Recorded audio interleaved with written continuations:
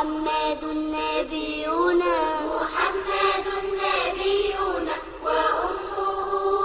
آمنة محمد نبينا وأمه آمنة وأبوه عبد الله مات وما رآه وأبوه عبد الله مات وما رآه فقد أتى يتيما وجده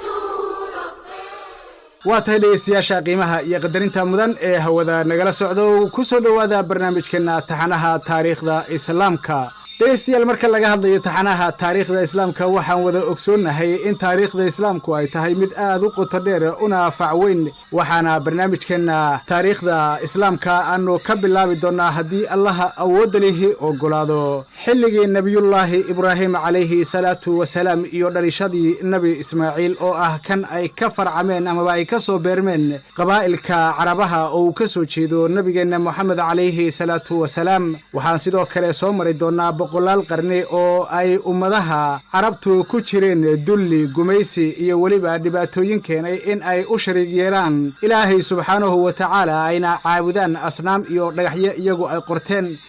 sidoo kale waxaynu ku milicsan doonnaa barnaamijka si qoto dheerna ugu lafaguri doonnaa dhalashadii nebiga calayhi salaatu wasalaam bilowgii iyo weliba soo ifbixii islaamka iyo soo diriddii nebigeenni suubana calayhi salaam hijradiisii iyo weliba dhismihii dowladda islaamka ee magaalada madiina dagaaladii cuslaa ee jihaadka ahaa ee dhex maray asxaabtii nebigeennu hogaaminayey calayhi salaatu wasalaam iyo weliba qabaa'iladii ay qurayshtu hormuudka u ahaayeen ee iyaguna duulaanka ba'an ku hayey xaqa sidoo kale waxaynu milicsan doonnaa khaliifooyinkii ka dambeeyey nebigeenna calayhi salaatu wasalaam ee ugu horreeyey khaliifatu abubakr sidiiq dowladihii kale ee islaamka ahaa ee meelaha kala duwan iyagu ka soo telinayey xilliyada kala duwanna u arriminayey dowladaha islaamka iyo ummadaha islaamka sidoo kale waxaynu milicsan doonnaa oo aynu jalleeci doonnaa soo gelitaankii iyo faafintii diinta islaamku ay ku faafay dalalka afrika guud ahaan gaar ahaan dhulalka ay soomaalidu degto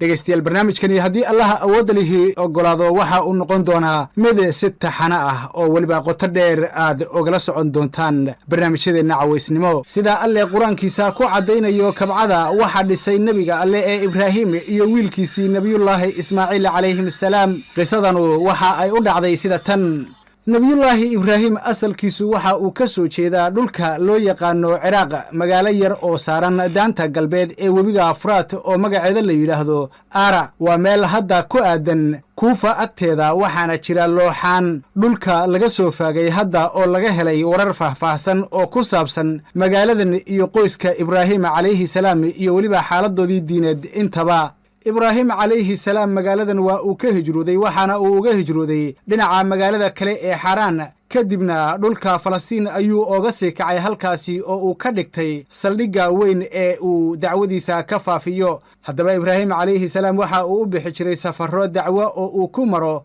dhulalka falastiin oo dhan iyo meelo kale oo dunida ka mida safarradan mid ka mida ayuu ibraahim calayhi salaam ku tegey dhulka masar halkaasi oo uu fircoonkii masar ka telinayey u degay shirqool ka dhan ah ibraahim calayhi salaam shirqoolkani ayaa waxa uu ahaa mid ku wajahana sawjadii nebiyullaahi ibraahim ee sharafta badnayd ee saara shirqoolkan oo ahaa iskuday uu fircoonkaasi isku dayey kufsi uu la damcay saara ahaydna mid la siiyey quruxdii adduunka nuskeeda alle shirqoolkan waa uu ka badbaadiyey iyadoo fircoon uu ka arkay saaro mucjisooyin waaweyn oo uu darteed aqoonsaday xidhiirka weyn ee saara ay la leedahay allihii abuurtay uuna qirtay fadligeeda iyo sharafteeda islamarkaana uu siiyey gabar shaqaale ah oo magaceeda la dhaho haajara saarana ay dhankeeda u guurisay gabadhii ninkeedii nabiga alla ahaa ee ibraahim calayhi salaam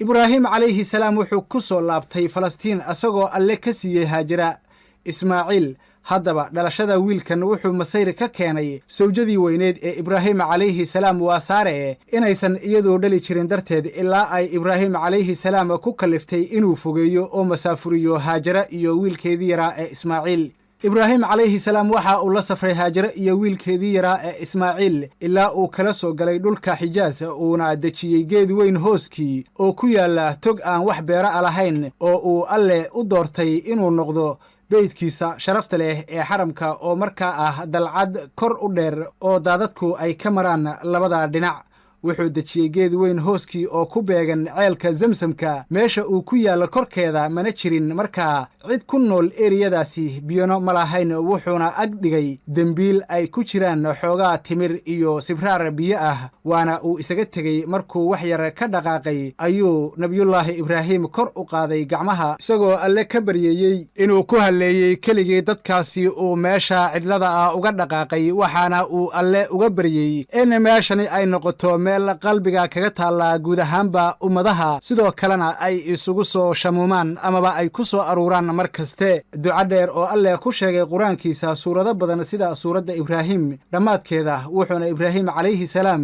isaga laabtay dhulkii falastiin isla markiiba saadkii yaraa waa ka dhammaaday halkaasi oo haajare iyo wiilkeedii ismaaciil gaajoodeen oomeenna markaas alle uu u soo fatahay isha macaan ee biyaha samsamka naxariista iyo fadliga alle taasoo u noqotay quud ay gaajada ku moodaan qisadanna waa qiso aad u dheer oo la wada yaqaano muddo kadib waxaa meeshii soo maray qabiilo carbeed oo loo yaqaanay jurhamta labaad oo markii hore mari jirtay toggan hase ahaatee aan ku aqoon biyo iyo dad midna markay arkeen haajare iyo wiilkeeda waxay uga idan qaateen inay la degaan halkaas oo ismaaciil uu ku dhex barbaaray qabiiladani carbeed bartayna afkooda ibraahim calayhi salaam wuxuu safarro badan ku soo aaday maka si uu u kormeero durriyaddii uu meesha kaga tegey inkastoo aan la aqoon inta goor uu kormeerka ibraahim calayhi salaam ku yimid haddana qur-aanku waxa uu sheegayaa laba ka mid ah socdaallada nebiyullaahi ibraahim uu ku tegey mako labadan safar kan hore intuu ku guda jiray ayuu alleh subxaanahu riyo ku amray nebiyullaahi ibraahim inuu gowraco wiilkiisa ismaaciil alla u dhowaansho darteed arrintan oo ahayd imtixaan adag oo alleh ku marsiiyey ibraahim inuu wiilkiisa keligii lagu arko gowraco sidoo kale ismaaciil inuu aabbihiis ka yeelay inuu fuliyo waxaa alleh amrayo markay labadooduba alle u hoggaansameen oo imtixaankii ku guulaysteen ayaa alleh waxa uu ugu beddelay wan weyn waxaana qorshaha mucjisadaasi uu ahaa mid ilaahay subxaanahu wa tacaala uu kaga lahaa ujeeddo guda ballaadhan taasi oo ay ugu horrayso in maalinkaasi uu ilaahay amray in uu gowraco nebiyullaahi ibraahim wiilkiisii ismaaciil loo beddelay ama laga dhigay maalinta udxiyada loo yaqaano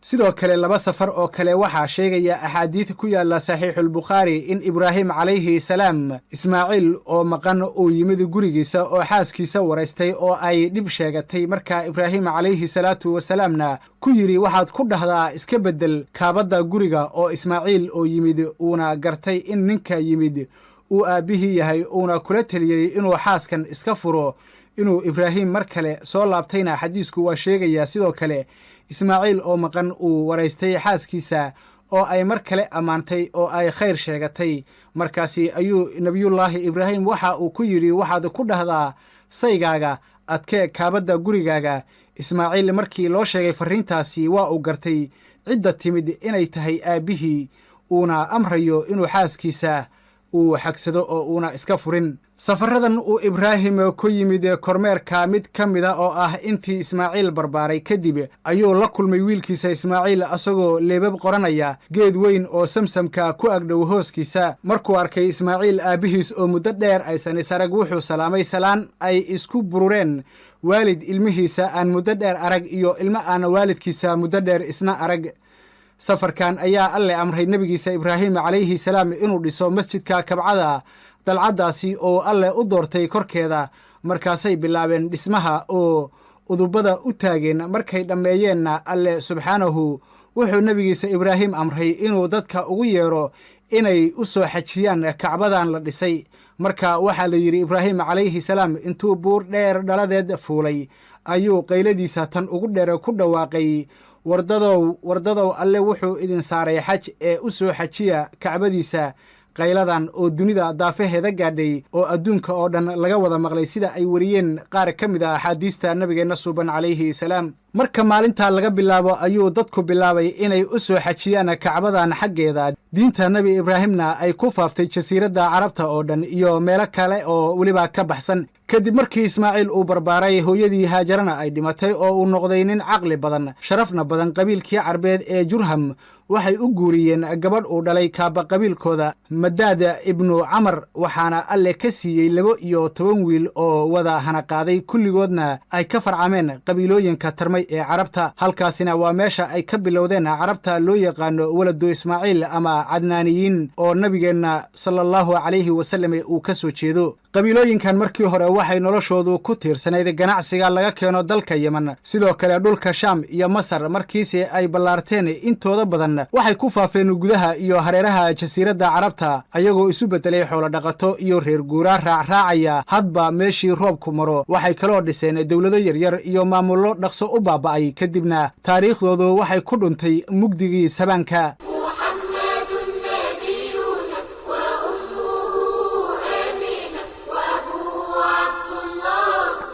sida la sheego waxaa gudaha mako kaga haray faraca qidaare ibnu ismaaciil oo keliya. isaga ilmihiisu waxay salka dhigteen maka oo ay isaga farcamayeen ilaa uu ka dhashay cadnaan oo ah awowga 12aad ee silsiladda abtirsiga nabigeenna suuban calayhi salaatu wasalaam. cadnaankan ayaana carabta cadnaaniyiintu ka xifdiyeen abtirsigooda, waxaana jira xadiid daciif ah oo la yidhi nebigu salaallahu calayhi wasallam markuu abtirsado oo uu gaaro cadnaan wuu ka istaagi jiray oo odhan jiray yaqaanadu been bay sheegeen. haddaba intii ismaaciil uu noolaa furaha kacbada iyo maamulkeedu gacanta waxa uu ugu jiray nebiyullaahi ismaaciil. markii uu dhintayna waxaa isaga dembeeyey 2 wiilashiisa ka mida oo kala ahaa naabit. kadibna qiidaar markay dhinteenna maamulkii kacbada waxaa la wareegay awowgooda xagga hooyo waa madaad ibnu camar oo ah saan sheegnayba kaaba qabiilada jurham ee maka degan. kadibna maamulkii kacbadu qabiilkan jurham ayuu gacanta ugu jiray, iyadoo faraca ismaaciil calayhi salaam aysan waxba ku lahayn, inkastoo ay ahaayeen dad la ixtiraamo inuu aabbahooda kacbada dhisay darteed. sidaas ayaa haddaba qurumo badani ku gudbeen ilaa ay xumaatay taladii jurham oo awooddoodii wiiqantay oo musuq maasuq dhex galay. markaa waxay bilaabeen inay boobaan hantidii kacbada u taallay, sidoo kale inay furtaan dadka wafdiga ah ee xajka gudanaya. arrintaasi oo noqotay mid aad uga caraysiisa qabaa'ilka cadnaaniyiinta ee faraca ismaaciil. sidaa darteed qabiilka khusaaca oo ah qabiilo degta hareeraha maka ayaa ka faa'iidaystay xaaladdan. haddaba ayaga oo taageero ka haysta cadnaaniyiinta ayay dagaal ku qaadeen jurham, si fudud bayna uga qixiyeen mako, ayagoo markaasi kala wareegay maamulka iyo awoodda kacbada barakaysan. wakhtiga nabi ismaaciil calayhi salaam maka joogay waxaa lagu qiyaasaa inay ku aadan tahay 20 qarni ka hor taariikhda dhalashada ciise. tan waxay ka dhigaysaa muddada ay jurham maamuleen kacbada muddo gaadhaysa 21 qarni ugu yaraan. muddada ay qabiilka reer khusaaca maamulayeen mako, carabta cadnaaniyiintu maamulka maka waxba kuma ayna lahayn. hase yeeshee waxaa jiray xurmad diineed oo ay lahaayeen, sida in ayaga looga dambeeyo qaar ka mid ah camallada gudashada xajka, sidoo kale inay dib u dhigi jireen bilaha xurmada leh. cadnaaniyiintu waa faafeen deegaanka mako. waxaa kaga soo haray lafaha quraysh oo ah faraca fihr ibni maalik. maamulkaasi waxba kuma lahayn ilaa uu ka soo baxay qusay ibni kilaab oo ah awowga 5aad ee abtirsiga nabigeenna moxamed calayhi salaam, oo uu quraysh isku duway mideeyey, islamarkaana uu ka qabsaday khusaaca maamulka maka. kadibna arrintii dagaal ay isu beddeshay, dagaalkiina uu kaga gacan sarreeyey. markuu maka qabsaday wuxuu dhisay guri loo yaqaano daarunadwa oo ah baarlamaan yar oo quraysh laga maamulo howlaha qureysheed. col iyo nabadba qusayi ayaa halkaasi ka gorfayn jiray. dhammaan mas-uuliyaadka kacbada iyo howlaha qureysheed gacantiisa ayay ku soo aruureen ilaa uu mako ka dhigay sidii xukuumad yar oo kale. markuu dhintayna xeerarkii uu qusayi u dejiyey waxay u raaci jireen sidii diintii oo kale. waxay haddaba mako gacanta ugu jirtay quraysh ilaa nebiga sala allahu calayhi wasallam ee laga soo saaray, sida aan arki doonno.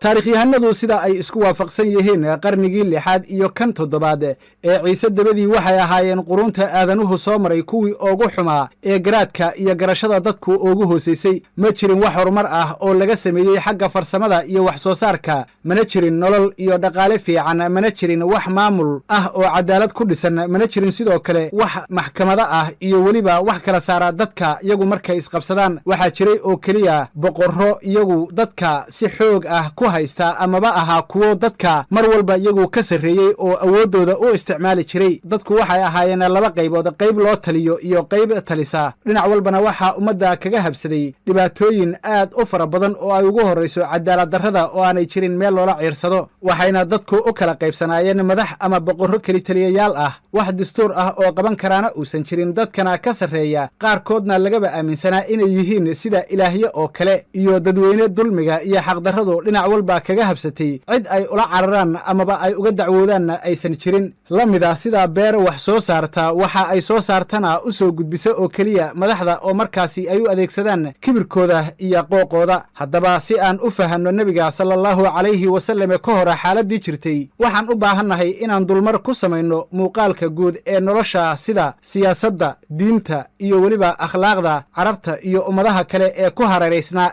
maamullada ka jiray dhulka carabtu markii nebiga sala allahu calayhi wasallam la soo diray waxay ahaayeen laba nooc u dhisan hab dowladeed oo ay ka taliyaan boqorro taaja madaxa loo saaray iyo nooc ah kaaba qabiilada iyo madaxda lafaha usrooyinka oo haysta dhammaan waxa awood ah ee boqor ku haysto ama qabaa'ilada madaxdoodu ay haystaan qaybta hore oo u dhisan sida dowladaha waxa ay ka dhisnaayeen dhulalka carabta 4 maamul oo kale ah yeman ciraaq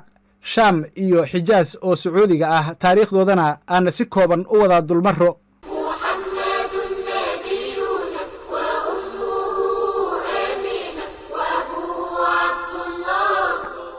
yeman shacabkii ugu horreeyey ee carbeed ee lagu aqoonsaday dhulka yeman waxaa la odhan jiray reer saba waxaana laga helay taariikhdooda oo faahfaahsan looxaana laga soo saaray godod laga faagay sida muuqatana waxay ilbaxnimadoodu horkac weyn samaysay oo awooddoodu weynaatay oo dhulal badan ay isku ballaadhiyeen muddo gaaraysa ilaa iyo 11 qarni oo ka horraysa dhalashada nebi ciise waxaana haddaba wakhtigooda ku kala qaybin doonnaa ama u kala qaadi doonnaa 4 qaybood oo kale ah kow qarnigii gudbay ka hore sannadka 650 ee dhalashada ciise horteed wakhtigaasi boqorradooda waxaa lagu magacaabi jiray makrabu saba waxaana magaalo madax u ahayd sarwaax oo hadda burburkeeda yaallo meel maalin looga socdo dhinaca galbeed ee mar'ab wakhtigaas waxaa la sheegay inay reer saba awood weyn yeesheen oo aad isu ballaadhiyeen ilaa ay gaadheen heer ay ummado gumaystaan gudaha dhulalka carabta iyo weliba meelo ka baxsan intaba wakhtigoodii ayuuna bilowday dhismaha biyo-xidheenka weyn ee loo yaqaano biyo-xidheenka ma'rab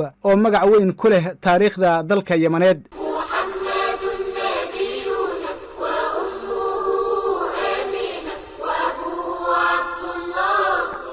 qodobka labaad laga bilaabo sannadkii 650 ka hor dhalashada ciise ilaa laga soo gaaro sannadka 115 ka hor dhalashada ciise muddadan waxay ka tageen magacii makrabu saba waxaana loo aqoonsaday madaxweynaha meliku saba waxayna magaalo madax ka dhigteen ma'rab waxaana burburkeedu yaallaa meel 60 mayl u jirta magaalada sanca dhinaceeda bari qodobka saddexaad muddada laga bilaabo sannadka 115 ka hor dhalashadii nebi ciise ilaa laga soo gaaro 300 ciise dabadii muddadaas waxaa xukunkii reer saba qabsaday qabiilada ximyar oo dumiyey waxayna caasimad ka dhigteen magaalada ridaan waxaana ku bilowday hoos u dhac iyo burbur dowlado waaweyn oo ciriiriyey iyo ganacsigoodii oo fashilmay darteed qodobka afraad muddada ka dambaysay sannadkii 300 ee ciise dabadii ilaa islaamku galay yeman muddadan waxaa yeman ka dhacay xasilooni darro iyo inqilaabyo hubaysan iyo dagaallo qabiilo oo dhaawacay awooddoodii ilaa ay taasi sababtay inay madax bannaanidoodii waayaan ilaa romaaniyiintu soo galeen dhulka yeman kadibna sannadku markuu ahaa 340 axmaaradu qabsatay dhulka yeman ayagoo taageero ka haysta roomaanka ayna sii xukumayeen ilaa iyo sannadkii 378 ciise dabadii sannadkaas ayaana yeman ay iska cayriyeen axmaarada laakiin waxaa dhacay in biyo-xidheenkii weynaa ee ma'rab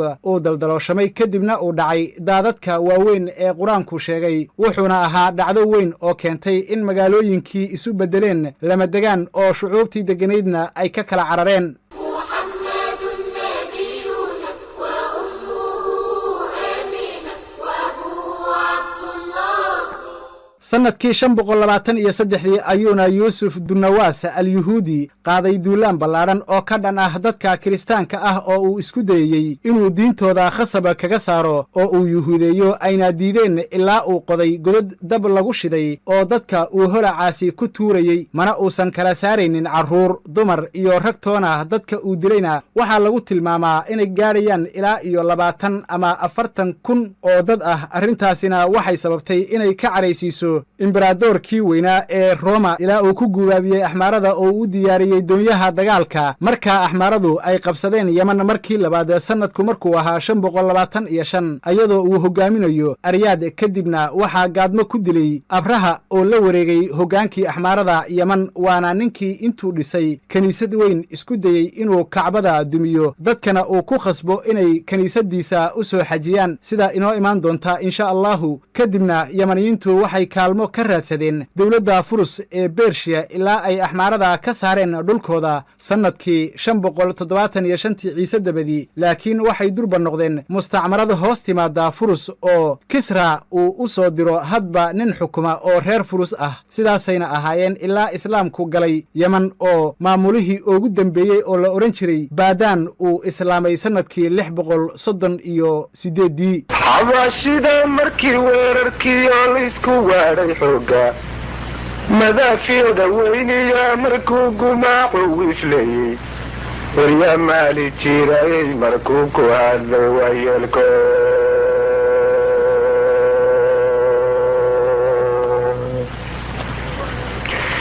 sidii wadhafka turyada markii laysku waagacsiiyey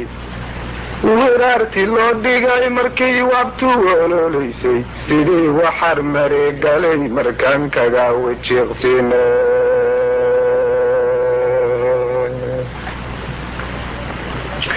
suwabiyadii kuma baktii waliyo orodkooda sow kuwii wadiiqaha ka gudaya wadada jiray sow sidaa waraabaha qarrida wiiqdu kama yeedhe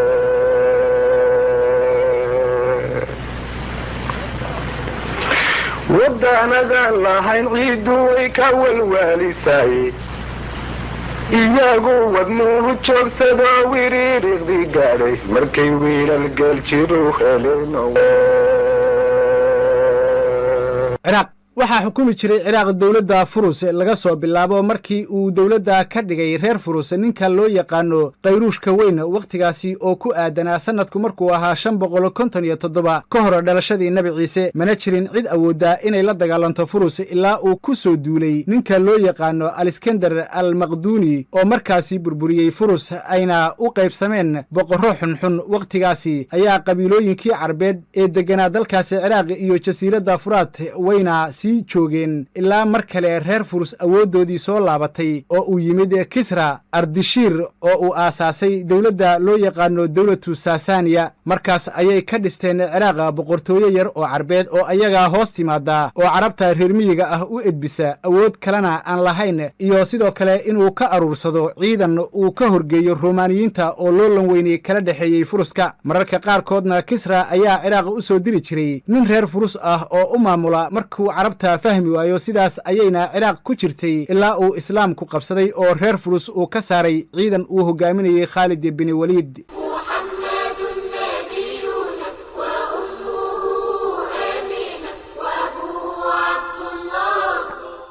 Sham waa dhulka ay ku yaalaan wadamada maanta loo yaqaano Suuriya, Lubnaan, Urdun iyo Falastiin. Haddaba markay carabtu Yemen ka qaxday daadadkii kadib sidaan soo sheegnay ayaa dhulkan waxaa soo galay qabiilooyin Carbeed oo ka tirsan qabiilada Qudaaca isla markaana ay deegaan dhulkan Sham kadibna Romaaniyiinta ayaa isku duway oo waxay u dhiseen boqortooyo ay xukumaan carabta reer miyiga ah sidoo kale ay ka horgeeyaan dawladda reer Furus marka ciidan ay u baahdaan. waxaa haddaba dhulkan Roomaanka u xukumi jiray qoys Carbeed oo loo yaqaano Dajaacimah ilaa ay ka yimaadeen niman loo yaqaano Aalaqasaan oo ay dumiyeen boqortooyadii Dajaacimada waqtigoodana waxaa lagu qiyaasaa bilowgii qarniga labaad ee Ciise dabadii ilaa dhammaadkiisii kadibna qasaasinada ayaa xukumayay ilaa islaamku ka galay dhulkan oo muslimiintu dumiyeen dawladoodii boqorradoodii kii ugu dambeeyeyna uu islaamka u hoggaansamay khilaafadii xilligii Cumar maamulka xijaas. sidaan soo sheegnay waxaa maka xukumi jiray ismaaciil iyo wiilashiisa ilaa ay kala wareegeen qabiilka jurham oo ay maka xukumayeen muddo dhan 21 qarni, kadibna ay kala wareegeen qabiilka kale ee khusaaca, iyaguna ay xukumayeen 3 qarni ilaa uu soo baxay ninka loo yaqaano qusay ibni kilaab oo ah awowga shanaad ee nabiga calayhi salaatu wasalaam. marka uu ka qabsaday khusaaca xukunka mako ilaa uu ka qabsaday kadib markuu khusaaca dagaal la galay. haddaba markuu qusay la wareegay hoggaanka maka oo ahayd sanadkii 440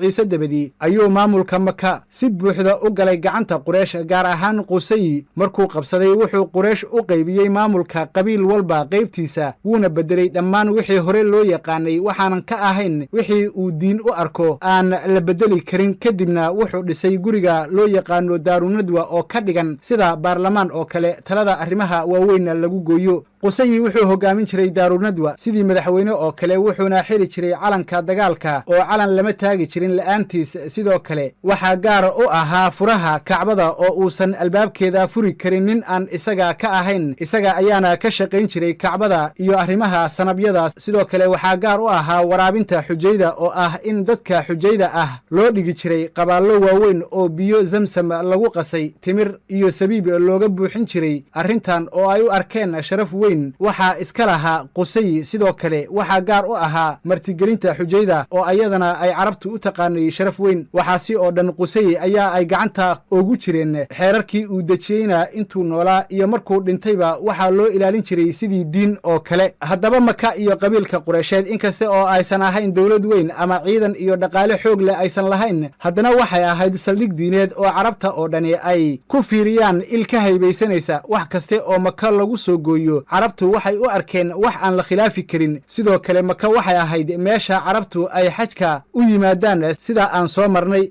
sidaa darteed waxay noqotay magaalo ganacsi oo macno weyn oogu fadhida carabta inteeda kale. waxay kala xukumi jireen khilaafaadka carabta dhex yimaada, arrimahaasi oo maka u muujinaya sidii maamul dowladeed oo kale, mana jirin shisheeye kor ka maamula sida maamulada kale ee carabta, taasoo reer maka ka dhigtay dad xor ah oo madax bannaan oo qadarin weyn ku leh carabta dhexdeeda. sidaas ayaana Qurayshtu gacanta ugu hayeen ilaa nabiga calayhi salaatu wasalaam uu ka dhashay, kadibna laga soo diray, iyada oo ay inoo imaan doonto arrimaha dhex maray nabiga calayhi salaam iyo Quraysh.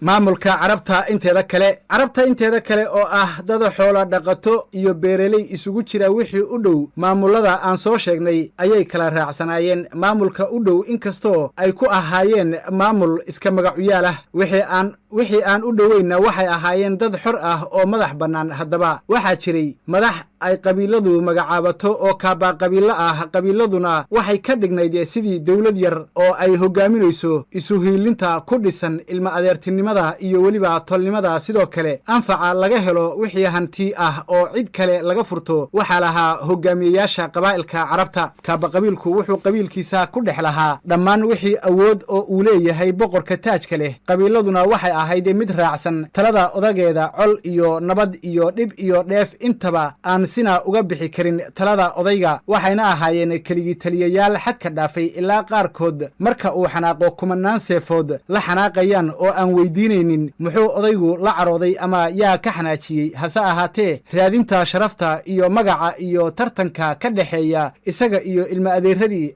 ayaa waxay ku kalifaysay inuu waxyaalo wanaag ah sameeyo sida deeqsinimada, dulqaadka, geesinimada, ixsaanfalka iyo waxyaabo la mid ah ilaa ay kasbadaan magacweyne gaar ahaaneed oo ay helaan ammaanta gabyaaga oo ahaa raadiyaha keliya ee ay dhegaystaan dadka carbeed. waxaa kale oo kaaba qabiilku lahaa xuquuq kale oo u gaar ah, waxaana ka mid ahaa in markii dagaal la qaado haddii xoolo la furto la siin jiray 4 meelood oo meel. sidoo kale wixii dhexda inta la sii socdo la helo oo hanti ah isaga ayaa gaar u lahaan jiray. sidaasi ayuuna gabyaaga carabtu ku ammaani jiray madaxda carbeed. waxaana ka mid ahaa gabayadii ay abwaaniinta carabtu ku ammaani jireen madaxdooda ama ay ku sheegi jireen qaab xukunkooda ka mid ahaa erayadan: xukunkaagu inuu nagu fulaa xiise weyn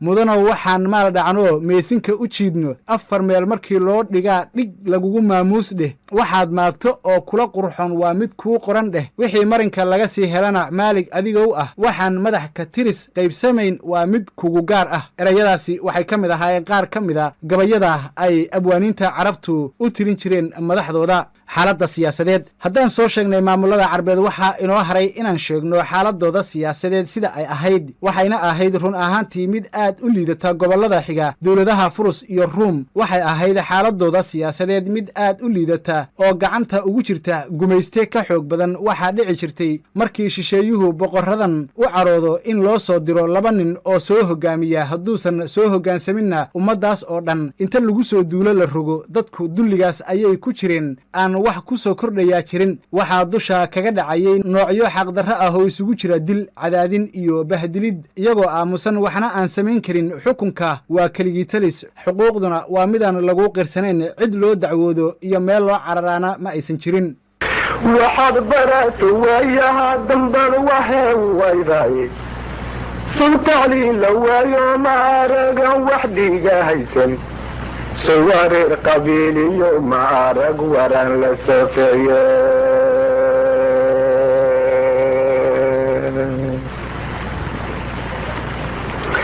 dantiisu watiyo inay gunnimo anagu walwaashaani wadaan xadiig shubaalu ahaa un wax noo qabani sagu xuustu beentay qoreen lagama soo waaye.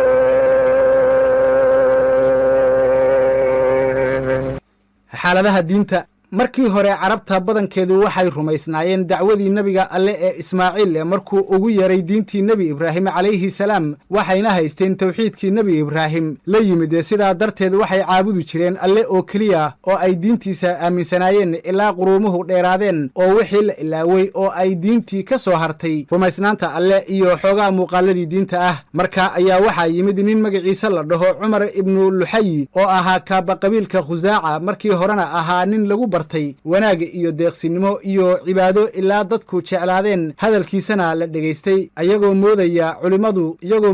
culimmada aqoonta u leh dhinaca diinta. markaa ninkaasi wuxuu safara ku tegey dhulka falastiin halkaasi oo uu ku soo arkay reer shaam oo sanabyo caabudaya. arrintaasi ayaa la qurux badnaatay luxayi, waxaana uu mooday wax xaq ah sababtoo ah shaam waa dhulkii nebiyadu imaan jireen. markaa wuxuu la yimid sanabka loo yaqaano hubal oo dhigay kacbada gudaheeda uguna yeeray reer mako shirkiga iyo alle inay cibaadada cid kale la wadaajiyaan. taasi oo ay ka yeeleen. kadibna wax yara lagama joogin in carabtii kale ee reer mako ay ku raaceen, ilaan waa dadkii xaramka oo diinta yaqaanay. sanabyada mar hore la sameeyeyna waxaa ka mid ahaa manaat oo yaallay xeebta badda. kadibna waxaa la sameeyey allaat oo la dhigay daa'if, kadibna cuzaa oo la dhigay toga nakhla. 3 sanab ayaa ugu waaweynaa sanabyadooda. kadibna shirkigii waa faafay ilaa uu gaaray guri walba iyo tuulo walba ilaa qabiilo walba ay samaysteen sanab u gaara iyaga oo ay ka dhigtaan ilaah ay caabudaan amaba wax ay ilaah ugu dhowaadaan. waxaa kaloo la sheegay cumar ibnuluxayi inuu lahaa shayddaan wax u sheegsheega, markaana uu tusiyey meesha ay ku aasan yihiin sanamyadii qoomkii nebi nuux calayhi salaam. markaa uu soo faagtay oo uu keenay sanamyo ay ka mid yihiin waddan,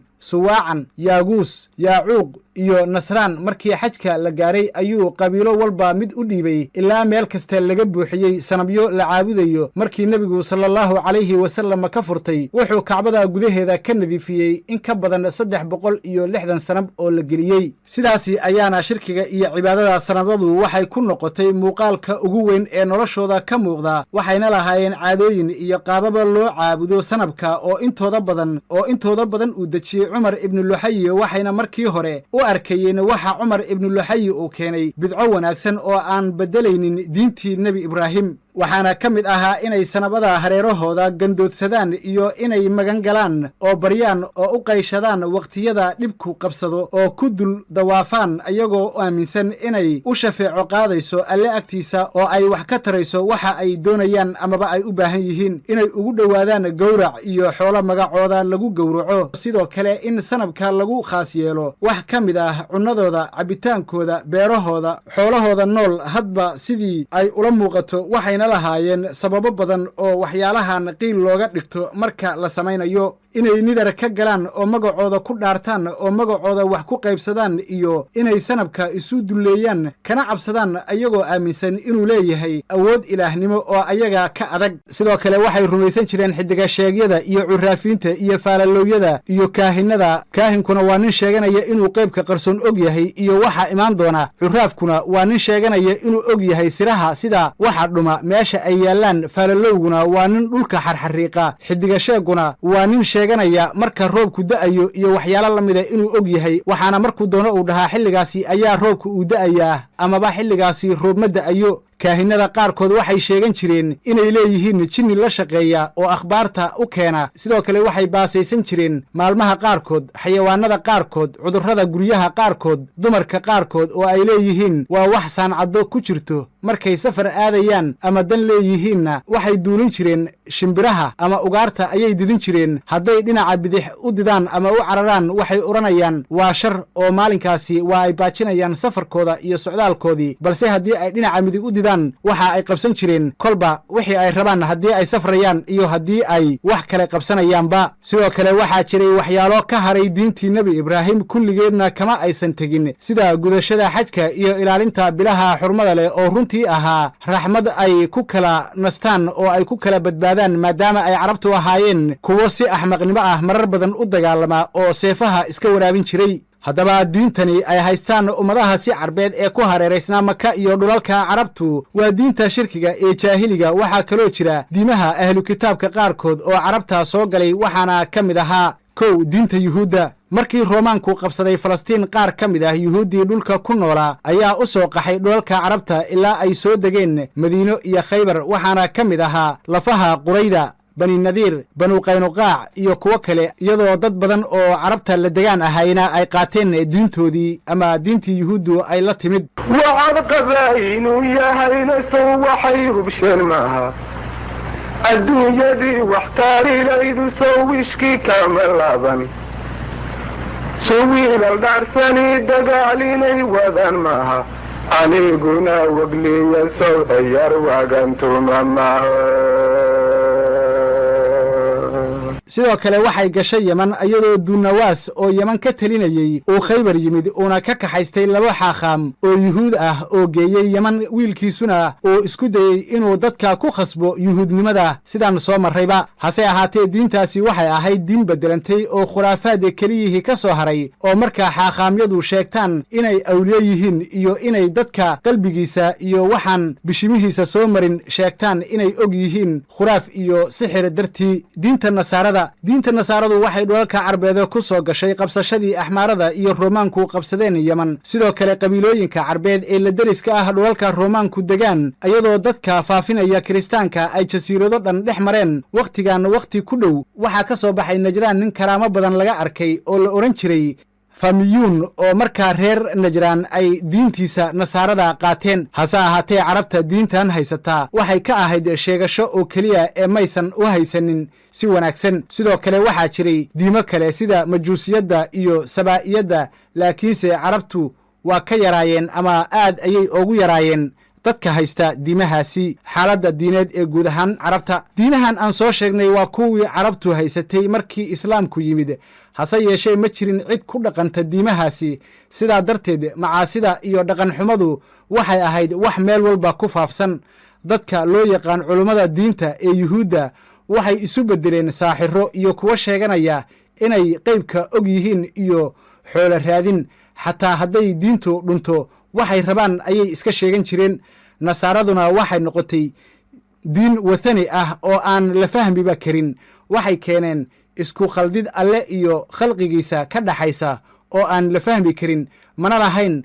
dareen dhab ah oo ay dadka ku kasbadaan sidoo kale carabtu diintan waa iska sheegan jireen ee uma aanay haysanin qaab diin ahaaneed balse inta badan qaabka ay u haysteen ayaa waxa uu ahaa qaab ay u qaateen cabsi iyo inay kaga badbaadaan nasaarada iyo boqortooyadii roomaanka